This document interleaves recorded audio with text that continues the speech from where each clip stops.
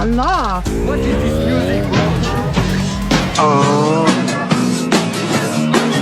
Comme tout le monde, j'ai vu Kaizen, le documentaire d'Inoxtag, et j'avoue, c'est une dinguerie. Et d'ailleurs, big up à ma niche. Mais avant de vous donner mon avis à la fin d'une série de 4 vidéos, je vous propose de faire de la géographie, la vraie. Et oui, je vais me servir d'Inoxtag et de son ascension de l'Everest pour vous apprendre à raisonner en géographie. Le raisonnement géographique consiste à se poser 3 questions. Où, pourquoi, quelles conséquences? Et dans ce cas pratique que je vous propose, notre sujet c'est le suivant. Le tourisme de l'Everest! On va commencer avec le où. Le mont Everest est localisé en Asie, dans la chaîne de montagnes de l'Himalaya.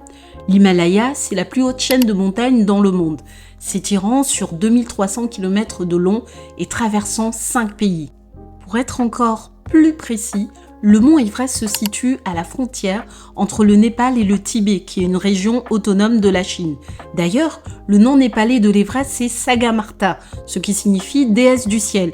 Et en tibétain, c'est Chomolungma, qui veut dire déesse mère du monde. Pour se rendre au mont Everest, Inoxtag est passé par le Népal. Pour information, l'IDH du Népal est de 0,602 points. Je rappelle que l'IDH, c'est cet indicateur qui permet de mesurer le niveau de développement d'un pays. Plus un pays se rapproche de 1 et plus il est développé. Ce que j'essaie ici de vous faire comprendre, c'est que l'Everest se situe dans un des pays les moins favorisés du monde.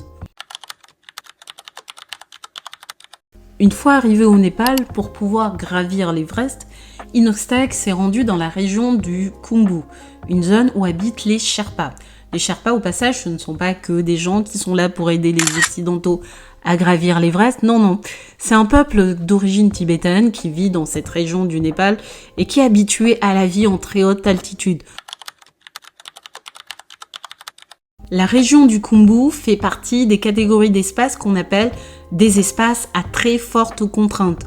En gros, c'est hyper galère d'y habiter et l'homme doit s'adapter à cet environnement qui est contraignant. Et oui, à la montagne, il y a de la pente, beaucoup de pente. Il pleut souvent, plus que sur les plaines.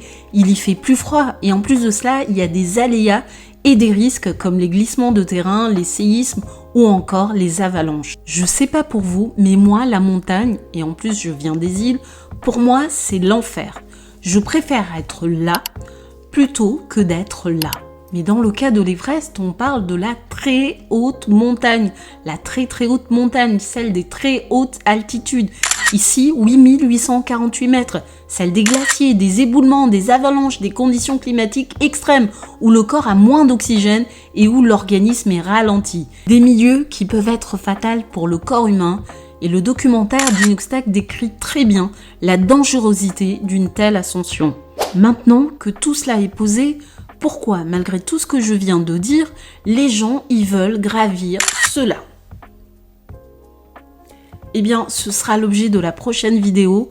En attendant, vous pouvez donner vos réponses en commentant la vidéo et vous pouvez aussi donner votre avis sur cette vidéo ou tout simplement poser une question. Parce que vous l'aurez compris, le raisonnement géographique, c'est avant tout se poser des questions.